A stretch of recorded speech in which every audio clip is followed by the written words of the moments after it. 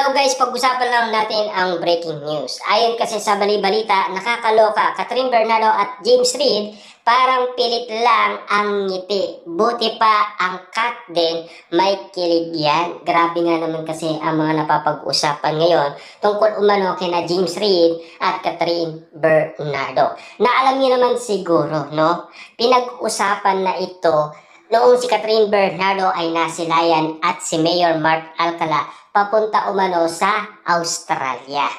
Na ang sinasabi umano ng iba't ibang mga netizens, walang kadating-dating ang tambalan James Reid at Catherine Bernardo.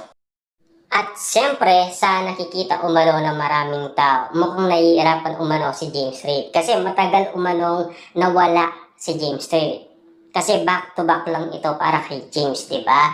Na ngayon ay napapag-usapan dahil pinagsama si Catherine Bernardo at si James.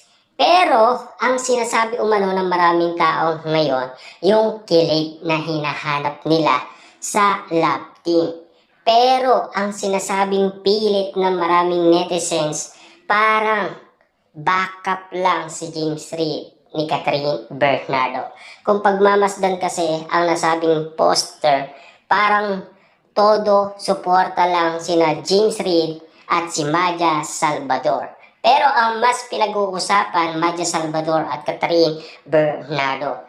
Masusubok ang galing ni Maja Salvador at Catherine Bernardo dahil sa kanilang pagiging magkaibigan. Lalong-lalo na sa kanilang karakter, sa kanilang bagong teleserye. Pero, ano nga ba talaga ang tunay na kadahilanan? Bakit ganun na lamang ang nakikita at napapansin ng iba't ibang mga tao? Dahil kinukumpara ang love team ni Catherine Bernardo at James Reid sa cat din. Dahil maganda nga naman kasi ang naging bunga. Dahil nakuha nila ang kiliti ng masa. Kaya nga naman kasi kinabaliwan ang back-to-back ng cat din dahil sa kanilang movie na Hello Love Again. Pero hindi lang yun.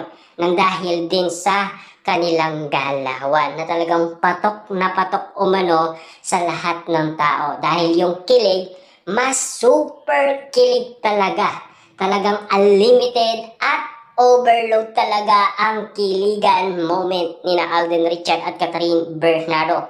Pero ito, walang unlimited na kilig talaga na hinahanap ang maraming tao. Mukhang nasanay kasi sa ganoong sitwasyon ang maraming netizens. Yun ang pilit nilang hinahanap.